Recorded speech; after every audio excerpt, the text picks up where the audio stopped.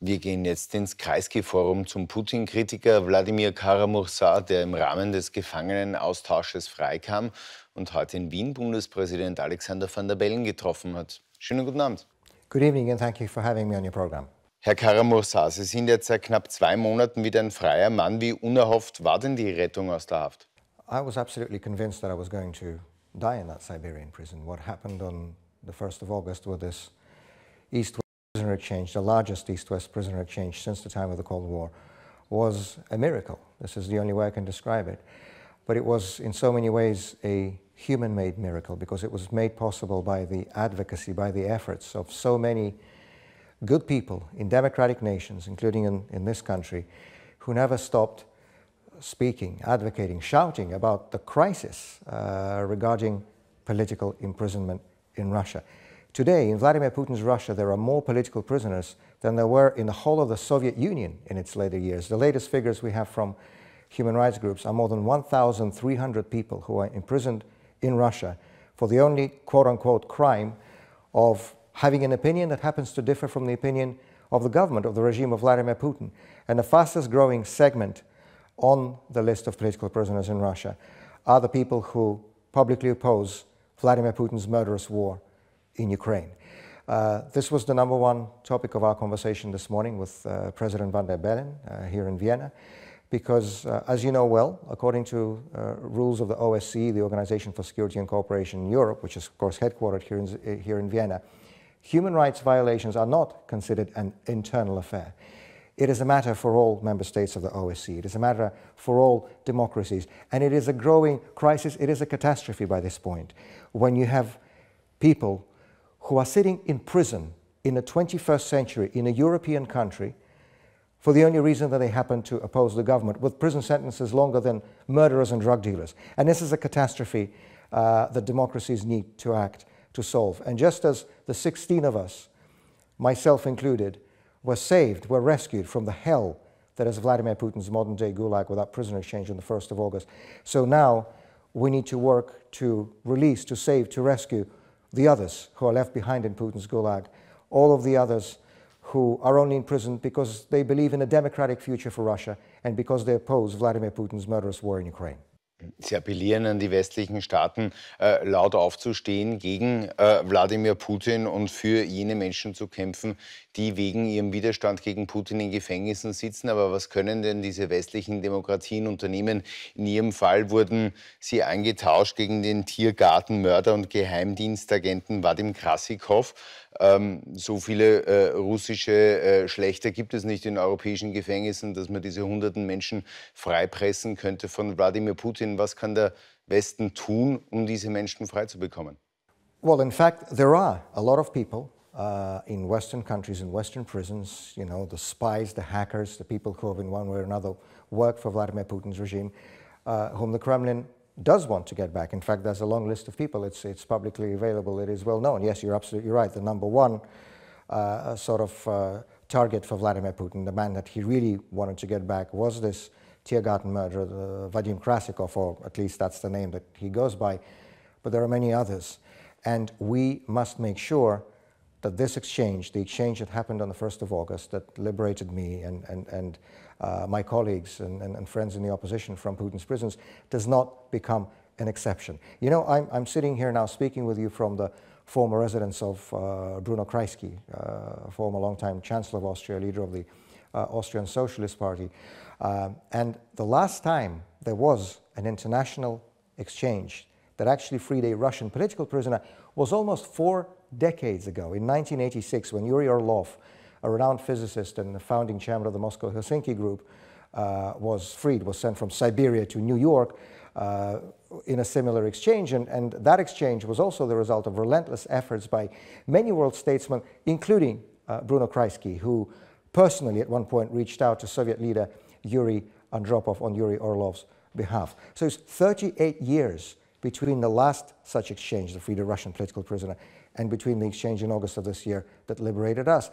We cannot wait another 38 years. We cannot wait another 1 or 2 years, because for so many people who are in Putin's prisons today, it is not only a question of unjust imprisonment, although that in itself would have been completely unacceptable, but it is also a question of life or death. It is a question of life or death, for example, for Alexei Goranov, an elected Moscow municipal councillor, who was the first person to be arrested because of his opposition to the war in Ukraine. It is a question of life or death for Maria Ponomarenko, a journalist from Siberia, who is in prison and who's being tortured, mentally and psychologically tortured every day because she opposed the war in Ukraine. And the list goes on. If I were to give every name on that list, we'll be here for several hours. But the point is that this is a growing crisis that needs intervention by the free world, that needs intervention by democracies. We need to have more of these exchanges. We need to be saving people. And the leaders of the world's democracies must make it clear to the regime of Vladimir Putin that it is absolutely unacceptable in a 21st century, in a European country, or anywhere for that matter, to put people in prison only because they're peacefully expressing opinions that happen to differ from the opinions of the government. And exchanges like this, exchanges like the one that happened with us, exchanges that we need more of, and we need more of in the very near future, because again, time is very short for these people. These exchanges send a very clear and very powerful signal from the world's democracies as well. And the signal is that democratic nations know who the real criminals are. They know that the real criminals are those people in the Kremlin who have started this war in Ukraine, not those of us who are imprisoned or who continue to be imprisoned because we oppose this war. Zu Beginn des Gefangenenaustausches sollten Sie ein Gnadengesuch an Putin unterschreiben. Sie haben sich aber geweigert und ihn, Zitat, einen Mörder genannt. Hatten Sie auch nach Jahren in Haft keine Angst vor ihm? Look, we don't have the luxury to be afraid. I've been in Russian politics. I've been in opposition to Vladimir Putin's regime for the last 25 years. I came to work with Boris Nemtsov, who was my friend, my mentor, my colleague, the leader of the democratic opposition in Russia, whom Putin had assassinated in front of the Kremlin, literally, in February of 2015. I came to work with Boris Nemtsov back in 1999, so I've been in opposition to this regime for 25 years, and we know what it entails to be in opposition to Vladimir Putin. As I mentioned, Boris Nemtsov was murdered on Putin's orders in front of the Kremlin nearly 10 years ago. I was twice poisoned by agents of the FSB, the Russian State Security Service, then sent to Siberia with a 25-year sentence to maximum security prison, essentially a death sentence. Fear is not a luxury we can afford. I know that what I'm doing is the right thing to do. I know that Russia deserves better than to be living under a murderous, aggressive, corrupt, authoritarian dictatorship. I know that Russia deserves to be a normal, democratic European country. This is what I do. This is my life mission. I believe in this. And so, very obviously, it's impossible to compromise or to succumb to the demands that the regime is making on us. You know, when the prison officials gave me that piece of paper and told me to sign an appeal for pardon to Vladimir Putin, the thought hadn't crossed my mind for even a second that I would ever be able to sign something like this. Vladimir Putin is not a lawful president. He's not a legitimate president. He is a dictator. He's a usurper. He's a murderer. I'm not going to ask him for anything. And more than that, I was never going to admit any guilt, because I'm not the one guilty of anything. I was only in prison because I opposed the war in Ukraine. The real criminal is Vladimir Putin because he has started it. Die russische Zivilgesellschaft hat es so schwer wie noch nie, die russischen Medien, die Opposition. Sie alle sind am Gängelband des Kreml. Wer nicht auf Linie ist, wird so brutal wie Sie eingekerkert oder vielleicht gleich vergiftet oder fällt aus dem Fenster. Ist das System Putin dadurch noch auf Jahre abgesichert oder sehen Sie Risse im System? Sehen Sie Möglichkeiten, dass Putin vielleicht doch nicht noch Jahre, vielleicht sogar Jahrzehnte an der Macht ist? Well, look, I'm not only a politician, I'm also a historian by my education. One thing we definitely know from the modern history of Russia is that major political changes in our country happen like this. They come suddenly, they come unexpectedly, they come when nobody's ready for them. Both the Tsarist regime at the beginning of the 20th century and the Soviet regime at the end of the 20th century went down in 3 days. Very literally, not a figure of speech. No one saw it coming and no one was prepared for that change. All these authoritarian or totalitarian regimes seem stable and strong and secure until they suddenly disappear. And this is exactly the way the political change in Russia will come next time.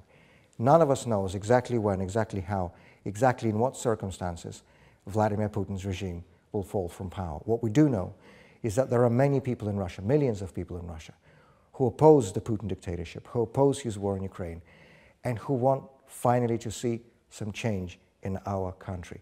And I think the most responsible thing to do, both for us as leaders of the Russian pro-democracy opposition, but also for our friends and partners and neighbors on the European continent, is to start preparing that roadmap for future changes in Russia after Vladimir Putin, for that future democratic transition in Russia after Vladimir Putin. This work will entail a lot of efforts that will need to be undertaken domestically by us in Russia in terms of having a public reflection process where society will have to reflect upon and account for all the crimes that were being committed and that are still being committed by Vladimir Putin's regime. It's a process that was followed by so many countries that have successfully transitioned from authoritarianism to democracy. We know many such examples, but this truth and reconciliation process in society and the accountability is absolutely necessary for any country that has undergone a trauma of totalitarian rule to make sure this evil never returns. But there's also an important international aspect of these preparations, of this roadmap, because there has to be a roadmap on the European level, on the international level, to make sure that once there is that change in Russia, once the Putin regime falls, once there is a prospect, a window of opportunity for a democratic transition in Russia, the world and Europe act swiftly to help reintegrate, welcome that change, that post-Putin Russia back into Europe, back into the civilized world, back into what we call the international rules-based order, because that window of opportunity will be short and we have to seize it. I firmly and fundamentally believe that the only way we can ever achieve long-term peace, stability, security, and democracy on the European continent, the only way we can ever get Europe to be whole, free, and at peace is with a democratic Russia. This is in the interest of all of us to make sure that that happens. And we need to be laying down those preparations now to make sure that when that moment of change comes, we seize it and we use it wisely. Sie haben heute die Verantwortung Westeuropas immer wieder betont bei Wahlen, aber in Westeuropa, auch in Österreich, gewinnen Parteien, die einen anderen Umgang mit Putin wollen, die keine Konfrontation, sondern Zusammenarbeit mit Russland forcieren. Was antworten Sie Menschen, die in Europa Verständnis für Wladimir Putin aufbringen?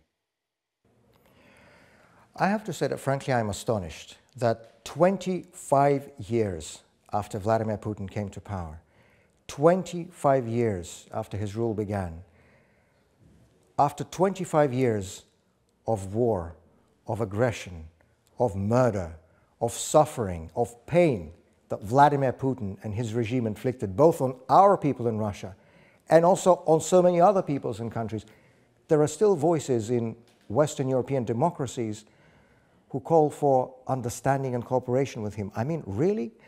Hasn't history shown us clearly enough what appeasement of dictators leads to? I mean, surely in this country, in Austria, you don't need any lessons from this because you remember them. Those people who are calling for some sort of business as usual with Vladimir Putin, who are calling to go back to cooperating and dealing with Vladimir Putin, they claim that they want to have peace, and this is why they want to deal with Putin. But in actual fact, it's not going to lead to peace. Very much the opposite. If some sort of a deal is done with Putin now, all it means is that a year or 18 months from now, we'll be talking another war, about another aggression, about something else, some other crime that Putin's regime commits, because this is what this man does. He has been there for a quarter of a century. We know who he is. We know what it stands for. We know what he wants. And while there continues to be this murderous, aggressive, authoritarian regime in the Kremlin, there will never be peace, there will never be stability, there will never be security on the European continent. The only strategic solution to the crisis that we're facing, the only strategic end game, is for there to be political change in Russia. We must be speaking about this openly and honestly. The only way that we can ever going to be able to have peace, stability and security on our European continent over the long term is when there is a government, a legitimate, democratically elected government in Russia that would respect both the rights and freedoms of our own people and that would also respect the civilized norms of international behavior abroad.